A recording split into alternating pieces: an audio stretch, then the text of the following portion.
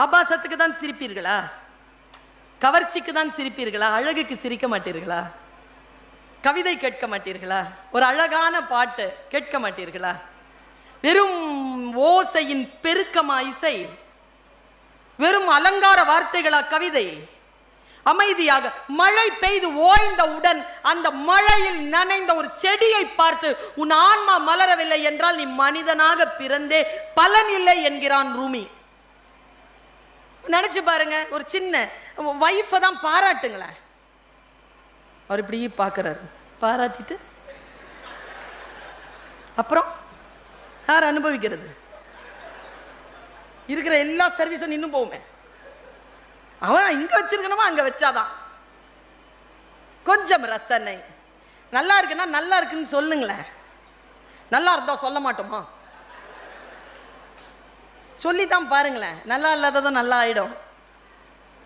அவள் சின்ன சின்ன விஷயங்களுக்காக இயங்குகிறாள். அவர் சின்ன சின்ன விஷயங்கள். ஒரு ரகசியத்தை சொல்லித்தரேன் பெண்களே. புருஷன் எது வாங்கிட்டு வந்தாலும் கம்முன்னு ஓகே சொல்லிடுங்க. அதுல கரெக்ஷன் சொன்னீங்கன்னா அடுத்த வாட்டி அந்த ஆள் வாங்கிட்டு வர மாட்டான். வாங்கிட்டு வரதே பரவாயில்லன்னு வச்சுக்கோங்க, அப்புறமா கூட கூட்டிட்டு போங்கன்னு சொல்லுங்க. மெதுவாக தான் பார்த்துக்கணும். நிறைய பேருக்கு தெரியாது, என்னன்னே தெரியாது. பல பெண்கள் அடி வாங்குவாங்க, நான் பார்த்துருக்கேன். அடி வாங்காமல் இருக்கிறதுக்கு ஒரு உத்தி சொல்லி தரவா? ஒரு அம்மா சொல்லிச்சிங்க, 65 வயசு ஆகுது எனக்கு, இந்த அம்மா பாட்டுக்கு இவ்வளோ பேசுது, புருஷங்கிட்ட அடி வாங்காமல் இருக்கிறது எப்படின்னு சொல்லு. அவன் சொல்லிச்சிங்க, கிருஷ்ணகிரியில் ஒரு அம்மா. சொல்கிறேன் பாருங்க, கணவன் இடத்தில் எப்படி நடந்து கொள்ள வேண்டும் என்பதற்காக சொல்லுகிறேன். ஒரு கணவன் உள்ள வந்தாரு. நான் இப்படி தான் பேசுவேன். பேசுறதெல்லாம் ஆண்களுக்கு மாதிரி இருக்கும், ஆனால் பெண்களுக்காக தான் பேசுவேன். உள்ள வரார் வேகமா. ஏய், அது ஆரம்பிக்கிறதுக்குள்ள கதவை திறடினா அவன் கதவை திறந்துருச்சு. அந்த அம்மா, அது ஆரம்பிக்கிறதுக்குள்ள ஃபேனை போடு. அது ஆரம்பிக்கிறதுக்குள்ள டிவியை போட்டு. அது ஆரம்பிக்கிறதுக்குள்ள காஃபியை கொண்டு வாடி. அது ஆரம்பிக்கிறதுக்குள்ள ஷூவை கட்டிடின உடனே அந்த அம்மா கோவம் வந்துருச்சு. என்னையா என்ன? அது ஆரம்பிக்கிறதுக்குள்ள பானை போடு, காஃபி கொண்டு வா, டிவியை ஷூவரை கட்டுமா, உனக்கு தொலைச்சின்னு உடனே சைலண்டா அவன் சொன்னானோ, ஐயோ அது ஆரம்பிச்சிருச்சின்னு. என் ஆயுதங்களை நீயே முடிவு செய்கிறாய்.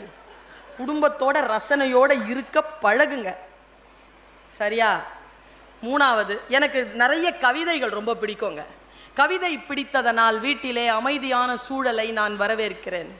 நான் ஒரு யூடியூப்ல இப்போ வந்துருச்சு, நான் பேசினது வந்துருச்சு. எங்கள் வீட்டில் இந்த மாதிரி தான் கூட்டம். நான்லாம் இவ்வளோலாம் சத்தமாக வீட்டில் பேச மாட்டேன். தெரியும் எனக்கு அங்கே எப்படி பேசுறது.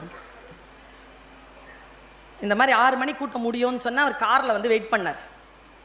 நான் பேசுகிற ஜோரில் ப்ரோக்ராம் முடிச்சு எல்லாருக்கிட்டையும் உட்காந்து பேசி போய்கிட்டே இருக்குது. மணி 7. ஐயோ, இந்த ஆளை வர சொல்லிட்டு இப்படி ஆயிடுச்சேன்னு சொல்லிட்டு ஃபோனை திறந்து பார்த்தா 15 கால்.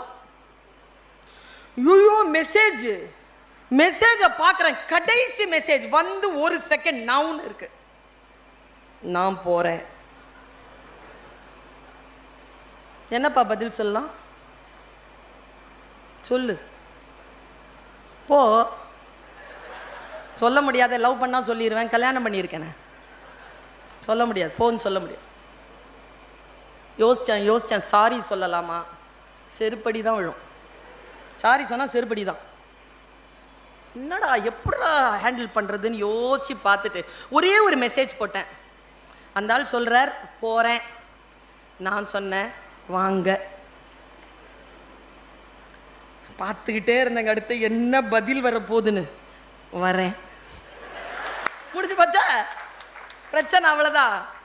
கொலவெறியோடையா சுற்றுறாங்க வீட்டில் இருக்கிறவங்க? அப்படி இல்லை. நாம் நம்முடைய அன்பை வெளிப்படுத்தி கொண்டால் இந்த ரசனை நமக்கு இருக்கிறதா? 4வது லேயர் கொஞ்சம் கஷ்டம்தான். உங்களுக்காக அழுவதை நிறுத்தி கொண்டு அடுத்தவர்களுக்காக கண்ணீர் சிந்த தொடங்குங்கள். இது 4வது லேயர். கொஞ்சம் அடுத்தவர்களுக்காக எல்லாம் உங்களுக்கே கிடைச்சதுன்னா அப்புறமா இப்படி. என் கிளாஸ் அம்மா அப்பா வந்து சொல்லுவோம், என் பிள்ளை ஃபர்ஸ்ட் ரேங்க். அப்போ மற்றவங்க எல்லாம் உங்க பிள்ளையே ஃபர்ஸ்ட் ரேங்க் வாங்கினா அடுத்தவங்க. இது அடுத்தவர்களுக்காக. 5th லேயர் சொல்றேன், do have connection with your creator. நான் பிலீவரா இருந்தால் கூட இந்த இயற்கையோடு ஒரு 10 நிமிஷம் உட்காருங்க. Just have connection with your creator. இந்த 5 layers வாழ்ந்து பாருங்களேன். ஒருத்தன் சொன்னா நான் யோகா செய்தால் சந்தோஷமாக இருப்பேனா, நீ யோகா செய்தால் உன்னை சுற்றி இருக்கின்றவர்கள் சந்தோஷமாக இருப்பார். அதுக்கு தான் யோகா. நான் நல்லவனாக இருப்பதனால் எனக்கு ஒன்று நன்மை இல்லை, அடுத்தவர்களுக்கு பல நன்மைகள். நான் இப்படி சொல்கிறேன், இந்த சகோதரி என்ன இப்படி சொல்கிறார் என்று சொல். நான் ஃபேஸ்புக்கில் அதை எழுதியே போட்டேன். யாராவது ரொம்ப அதிகப்படியான துன்பம் கொடுத்தா மன்னிச்சிருங்க, அதை விட பெரிய தண்டனை வேற கிடையாதுங்க. அவங்களுக்காக இல்லை, நீங்க நிம்மதியா இருக்கணுங்கிறதுனால.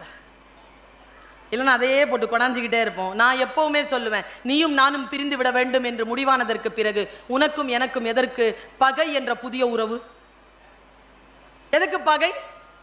முடிஞ்சிருச்சு இல்ல, ஓ அவ்வளவுதான். நான் இன்னும் ஒரு சொல்லை உங்களுக்கு சொல்லித் தருகிறேன். நான் சொல்லுவதெல்லாம் உங்கள் உலகை நீங்கள் ஜெயித்துக் கொண்டே வருவது. பல இடங்களில் நான் பேசி, இதுதான் என் தத்துவம்.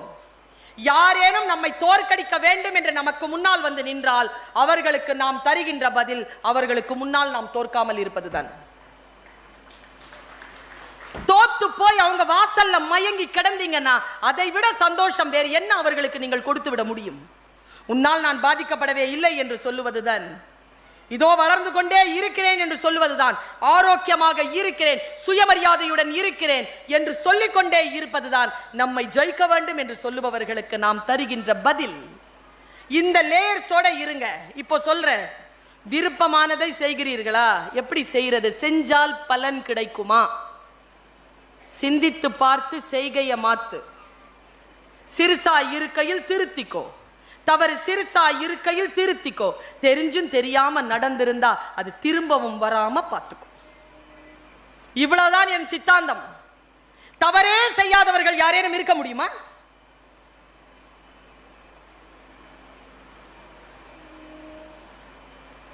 யாரும் இல்லை. ஆனால் எப்படி ஜெயிக்கிறார்கள்? தவறு செய்து ஜெயிக்க முடியுமா? ஜெயிக்க முடியாது. ஒரே தவறை திரும்ப செய்யாமல் இருங்கள், அவ்வளவுதான். ஹூவரிங்கிற ஒரு வார்த்தையை சொல்லித்தரேன் நான் சைக்காலஜியில். இப்போ ஒருத்தர் இருக்கிறான், உங்கள் உலகை நீங்கள் வெல்வதற்கு, முக்கியமாக பெண்கள், முக்கியமாக இளைஞர்கள், உங்கள் உலகை நீங்கள் வெல்வதற்கு ஒரு சைக்காலஜிக்கல் ட்ரீட்மெண்ட் ஒன்று கொடுக்குறேன். நான் சைக்காலஜி படித்தவன். ஒருத்தன் இருக்கிறான், பி ஒருத்தி இருக்கிறா. ஒருத்தன் இருக்கிறான், பி ஒருத்தன் இருக்கிறான், இல்லை ஒருத்தி இருக்கிறா, பி ஒருத்தி இருக்கிறா, யார் வேணாலும் நினச்சிக்கோ. ஏன் மேக்சிமம் ஒருத்தன் பி ஒருத்தின்னு வச்சுக்கோ, சரியா? இப்ப ஒருத்தன் இருக்கிறான், பி ஒருத்தி இருக்கிறா, பியை ஏமாத்திட்டான். ஹூவரிங் அப்படின்னு இந்த கொட்டேஷன், இந்த விஷயத்துக்கு ஹூவரிங்ன்றது பேரு, வேர்ட் காயின். அது அப்படின்னா என்ன தெரியுமா? இப்ப பியை ஏமாத்திட்டான். இப்ப யார் ஷேம்? ஷேம்ஃபுல் மேன் யாரு? வெரி குட், ஏமாத்திட்டான். மறுபடியும் இந்த பி அந்த கிட்ட மறுபடியும் ஏமாந்தாங்கன்னு வச்சுக்கோ, அப்ப யார் shame? Very good, there you are. ஒன்று பார்த்தோமா, சரியில்லை என்று தெரிகிறதா, அந்த வினாடியில் அதற்கான முடிவை எடுத்துக்கொள்ளுங்கள் என் குழந்தைகளை. அதற்குன்னு ஒரு நேரம், அதற்குன்னு ஒரு காலம். நீங்க சமாளிச்சுக்கலாம்னா தவளை மாதிரி கொதிநிலை வருகின்ற பொழுது எகிரி தப்பிக்கிறதுக்கு வழி இல்லாமல் செத்து போக வேண்டி இருக்கும்.